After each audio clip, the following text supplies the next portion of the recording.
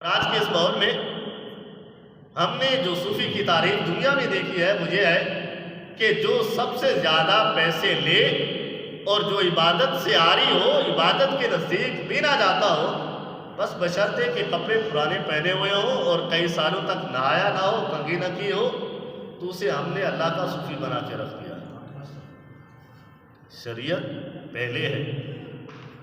دنیا کا کوئی بھی آج کے اس دور میں بندہ شریعت سے خالی نہیں ہے، شریعت اس کے اندر ہے۔ اور شریعت کی تعریف یہ ہے کہ بندہ اللہ اور اللہ کے رسول کے احکامات پر پیروی کرنے والے کو شریعت کا تابعدار کہا جاتا ہے۔ اور حقیقت یہ ہے کہ دنیا سے طریقت یہ ہے کہ دنیا سے جدا ہو کر اللہ کی طرف صرف موہ خیال رہنا اسے طریقت کہا جاتا ہے۔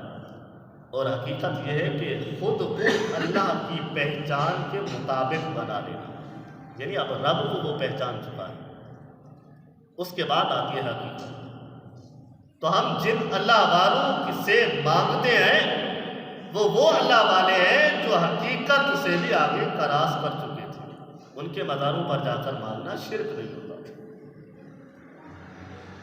اور یہاں پر آیت کریمہ میں یا ایھا الذین آمنوا استعینوا بالصبر والصلاۃ کہ نماز سے مدد طلب کرو۔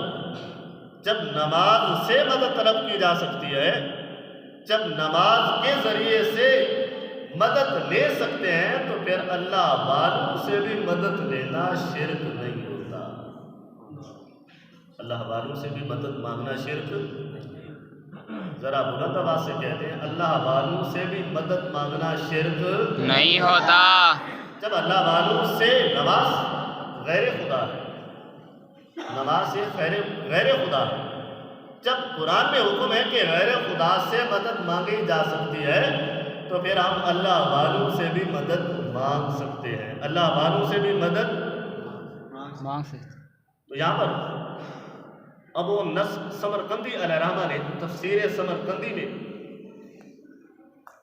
اس آیت کے ضمن میں فرمایا کہ یہ وہ آیت کریمہ ہے جہاں پر اللہ نے ایک تو غیر اللہ سے مدد مانگنا جائز قرار دیا، اور دوسرا یہ بھی ہے کہ اللہ ہر بندے کی مدد کرتا ہے، لیکن جو مشکلوں میں ہو اللہ اس کی اور بھی زیادہ مدد فرماتا ہے۔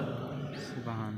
تو آج ہم جس بندے کو مشکل میں دیکھتے ہیں تو اس سے جان چھڑانے کی کرتے ہیں، حالانکہ اللہ کا قرب بھی اسے نصیب ہوتا ہے، بشرطے کہ مصیبت چھوٹی ہو یا بڑی، اس پر صبر کرنے والا ہونا چاہیے۔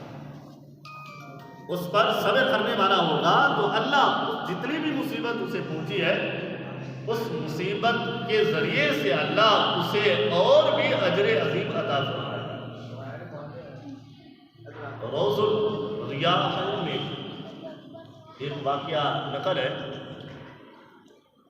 کہ حضرت یونس علیہ السلام ایک مرتبہ حضرت جبرائیل علیہ السلام سے فرمانے لگے کہ اس روح زمین میں جو سب سے بڑا عابد ہے، جو سب سے بڑا صوفی ہے، میں آج اس کی زیارت کرنا چاہتا ہوں۔